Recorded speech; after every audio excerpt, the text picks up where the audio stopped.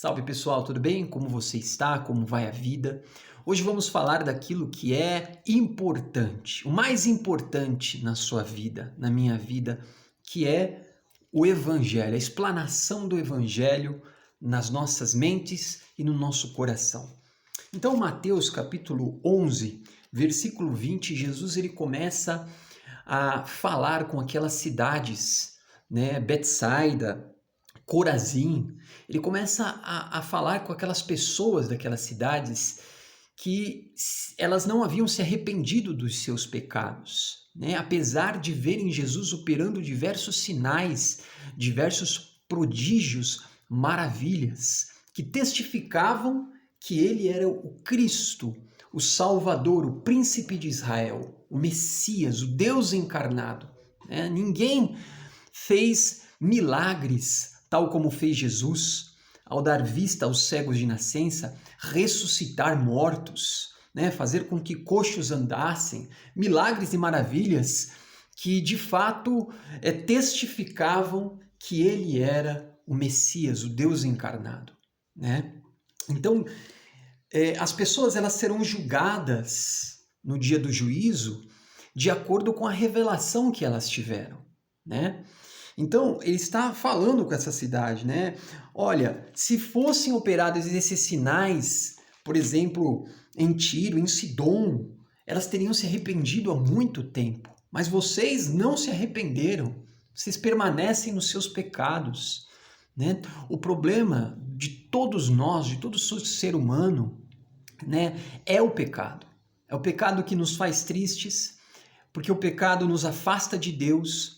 O pecado nos deixa deprimidos, o pecado nos deixa vazios, né? Você pode ter tudo, você pode ter um bom emprego, você pode ter família, não importa o que você tenha, ainda tem um vazio enorme no seu coração que só pode ser preenchido com Deus.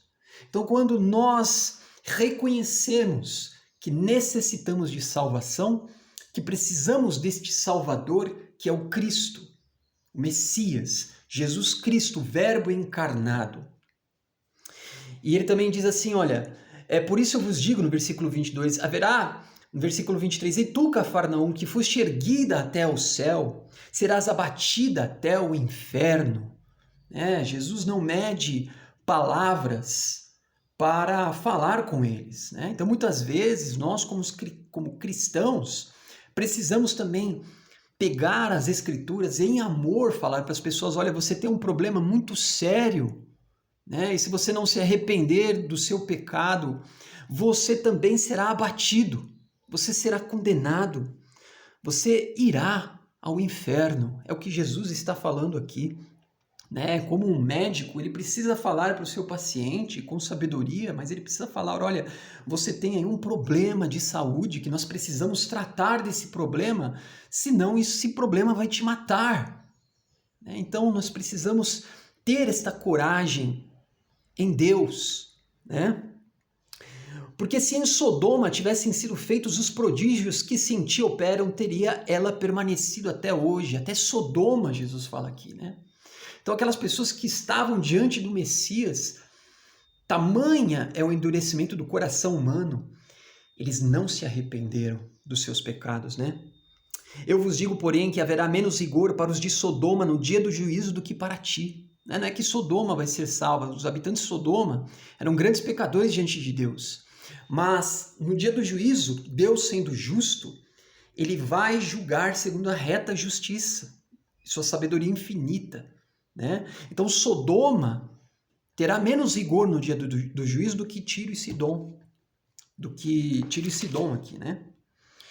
Então, pessoal, versículo 25, naquele tempo, respondendo Jesus, ele disse assim, olha, graças te dou, ó Pai, Senhor do céu e da terra, que ocultastes estas coisas aos sábios e entendidos e as revelastes aos pequeninos, né?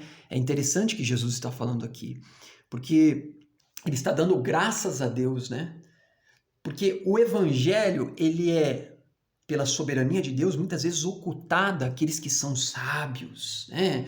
Doutores, e Deus decide revelar o seu evangelho aos pequeninos.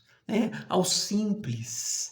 Então, a Bíblia diz, né, a palavra de Deus diz que o Espírito Santo é quem convence o homem do pecado, da justiça e do juízo.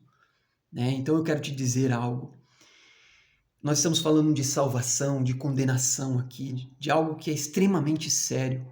Mas se Deus tem movido o seu coração a compreender mais a respeito do Evangelho, isso é maravilhoso, isso não tem preço, né? Se Deus está movendo o seu coração e não ocultando a verdade do Evangelho, Ele está querendo te conduzir à verdade. Por isso está escrito, não endureça seu coração. Compreenda mais, cada vez mais, o que significa Jesus ter morrido naquela cruz pelos nossos pecados, ter ressuscitado para nos justificar. Não somos só perdoados, somos justificados, completamente aceitos por causa do sacrifício de Jesus. Em Deus podemos descansar no Todo-Poderoso, no Senhor do céu e da terra, que Jesus diz assim, olha, Senhor do céu e da terra, Ele é o dono, Ele é o Todo-Poderoso que conduz toda a história, todas as coisas, né? Sim, ó Pai, porque assim te aprouve. A uns Ele revela, a outros Ele oculta a verdade do Evangelho. Todas as coisas me foram entregues de Jesus por meu Pai, e ninguém conhece o Filho, senão o Pai.